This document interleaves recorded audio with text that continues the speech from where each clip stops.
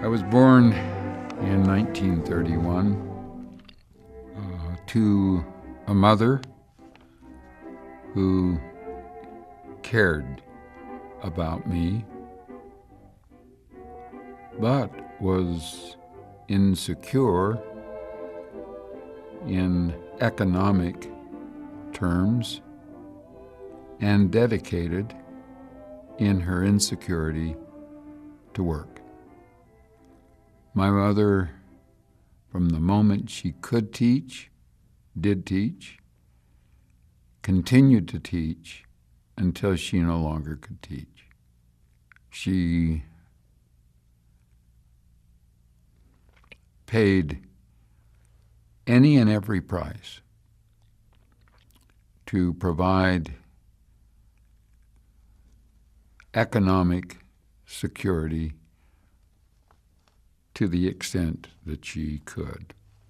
I had a father who had ability, very outgoing, very social, highly criticized by my mother because of her economic insecurity. So rather than really being a support to my dad, she was an antagonist. But my dad cared so much about my mother. He respected her in every way. And despite her antagonism of and criticism of him, he never wavered from loving, supporting, and holding her hand. So a mother and father who were challenged in their mind and in reality economically, but from the standpoint of me, they both cared, they both believed in me. I do not understand mother's challenges as a woman. I do know they felt very blessed that I was able to be born, and for reasons they never shared, they were not able to have any more children. So a dad who treasured me, a mother who treasured me, left to be taken care of by a grandma that I can remember very little about.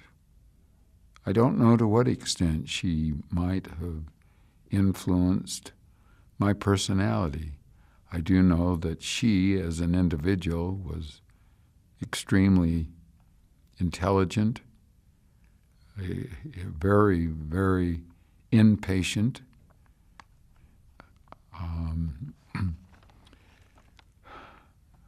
A woman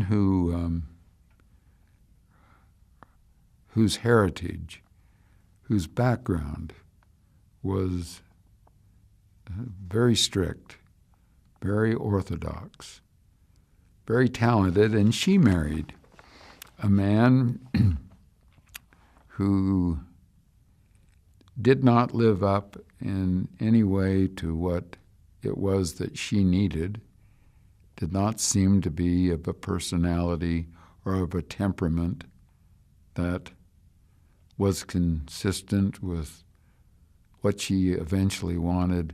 Marriage is so complicated, and who knows what makes it work, what doesn't make it work. In this instance, I had a grandma who really could do anything, and it seemed like I had a grandpa who hardly could do anything other than being devoted to the church, dedicated to the church, served missions. In any case, what I saw and my grandma and grandpa was a couple that did not in any way get along. And that's where I lived for the first 5 years of my life, because my mother taught, my dad was away.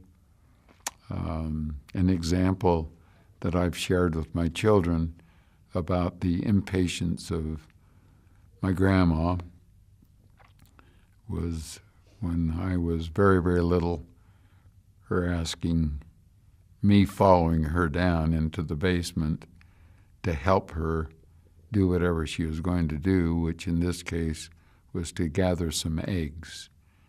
And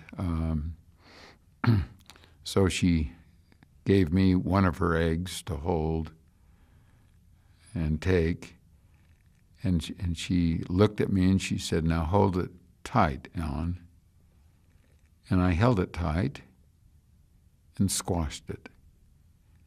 And she absolutely came unglued, saying whatever she could, expressing how dumb I was to have squashed the egg, and all I could think is she told me to hold it tight, and I did. In any case, the background, the relationship, I moved into elementary school,